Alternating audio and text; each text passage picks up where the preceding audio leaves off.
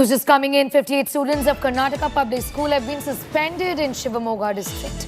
The students had protested on Friday demanding that hijab be allowed inside the classroom. They protested saying that hijab is their right. We will die but not give up the hijab is what they said. Other protesters have been booked for violating prohibitory orders. Hijab is our right! Hijab is our right! We want justice! We want Big story at this hour where disciplinary action, perhaps for the first time of this kind in the last few days, has been taken against students of a Karnataka public school in Shivamogga, where 58 of them have been suspended by the school here.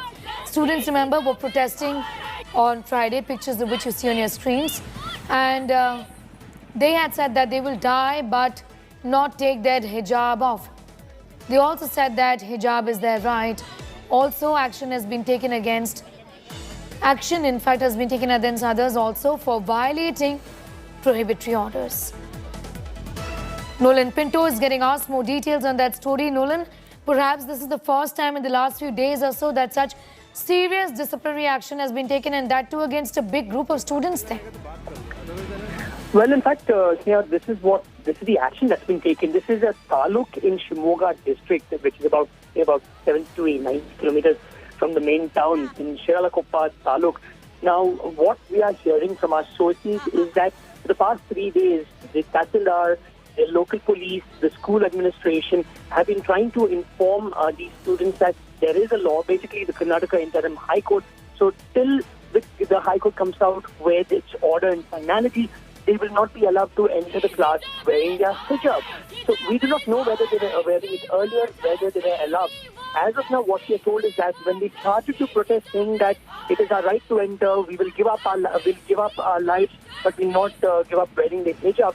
Finally, this particular action was taken. So as of now, 58 students have been suspended, and until this suspension is revoked, they will not be allowed to come into the campus even after the Karnataka order comes out. So this is the information as of now. What sort of reaction is coming from any of these students or their family members or their peers? Nolan, anything that you can tell us now? Well, in fact, as of now, no such reaction coming in. So we're waiting to actually speak to some of these students to find out what really happened over there and why were they not listening to the officials, and the officials were trying to inform them of the interim order of the Karnataka High Court. Nolan getting us all of those details. Nolan is telling us about 58 students of a public school in Karnataka have been suspended. They, remember, were protesting on Friday, saying that they will die but not take their hijab off. Nolan, you were also telling us about a couple of other people who've also been booked, in fact, for violating prohibitory orders. In fact, Nolan, I'll just come back to you, going across to our executive editor, Shivaru, also joining us this morning. Shiv, serious disciplinary action being taken against students, perhaps for the first time in so many days together that we've seen many of them protesting. It obviously is to send out a message also that chaos is not going to be tolerated, isn't it? You know, that's one side of it, Sneha, but, you know, I'm afraid that this is actually going to make the situation a whole lot worse, because ultimately these are students. We do know, and we have established, that there are groups that have been instigating and provoking many of these students. They're all innocent, you know, young Indians. Let's never forget that. But this situation of actually suspending them, taking action against them for protesting, is likely to worsen the entire communication breakdown that has taken place between the Karnataka authorities and students, and the communal divide has become even more prominent. Rules is one thing, imposing Section 144 is one thing, but actually trying to soften the edges of what has become a really, really ugly situation in coastal Karnataka, trying to reach out to the students, wean them away from the PFI, the CFI, other fringe groups on both sides of the communal divide that have been instigating students is the real challenge here. And, the citizen and the journalist in me has reservations of actions such as suspending students, because ultimately what is that going to do? It's going to alienate them a whole lot more. It's going to isolate them a whole lot more. It's going to make them angrier. It is not for a moment going to persuade them to maybe see sense in terms of rules and discipline is concerned. There is a completely separate debate about the hijab that's been sparked off by these entire protests. But I think the government will probably defend this action, saying the rules apply to everyone, including students, and these things have to be imposed without fear or favor, and it can't depend on anyone's community. But like I said, when the situation relates to young Indians, vulnerable students, who may or may not be taking their own decisions, who may or may not be protesting at their own behest, but have powerful, powerful voices and fringe groups behind them, parents who've been goaded, by hardliners. I think it's a delicate situation that needs to be handled, with a template that goes beyond just the black and white of paper rules and laws. And I don't. There is no reason to believe that any of those things have actually been used just yet. You're seeing a very hard position on both sides. Yet to see anyone reach out in a empathetic manner, speak to the students, reach across the table to them, speak to them, try and differentiate between what's happening in their minds and those who are goading them on. And I feel suspending them is just going to increase the sense of isolation and victimization. And also play out in court, Shiv, given that the last time around when young students were asked to take their hijab off before entering school and also sent home, many of them actually went back home. This matter was brought up in the court by the petitioners, isn't it?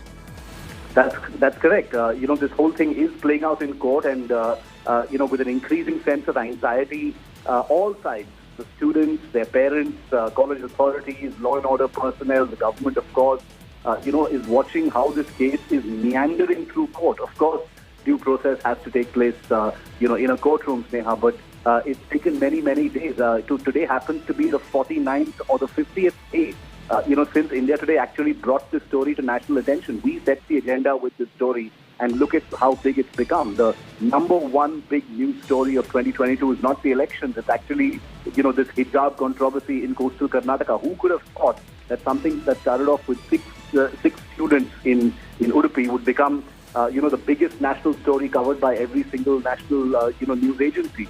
But like I said, the story has several different strands. One of those is what's playing out right now on our screens with young students being suspended for violating, Section 144 and gathering in large assemblies. The other is playing out in court. That clarity is still not come out. The government keeps talking about standard operating procedures. Some of those have filtered through. There still appears to be a kind of strict, teacher-like tone in the manner in which the government is speaking with these students. They have reason to believe that these students are being goaded along by fringe groups like and campus groups like the CFI and PFI, which are basically Islamic hardline organizations. But not for a moment have we seen any, empathy. This obviously is a situation that requires out-of-the-box thinking. It can't simply be, these are the rules, you've got to follow them, and, we need to take it forward on those lines, because the time has passed for that. It's become bigger than that. You've got powers and players involved now, who are very willing to bend the law, to go against authorities, and,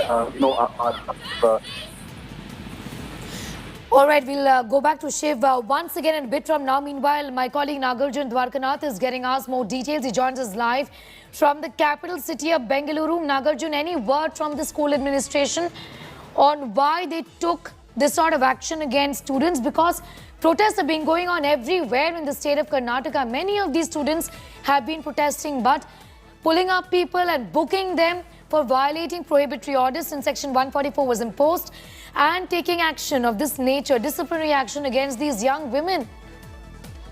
That's true, Sneha. In fact, not just Shivamogga, we also saw about how 15 girl students were booked under and booked an FIR against them in Tumkur city as well for violating Section 144.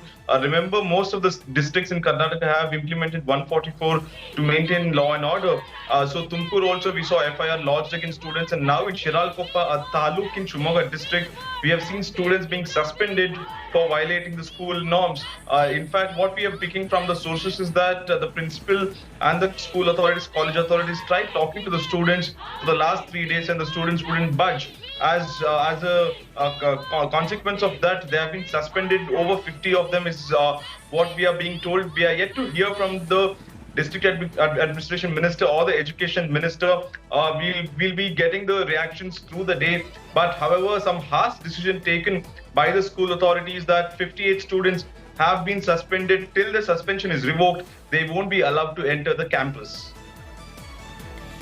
Nagarjan, thank you for getting us up to speed with those developments. I'm thanking my colleagues Shivarur and Nolan Pinto as well for their inputs and the perspective on that important story. 58 students have been suspended from a government school in Shivamogga because they protested on Friday, saying that they will die but not take off their hijab.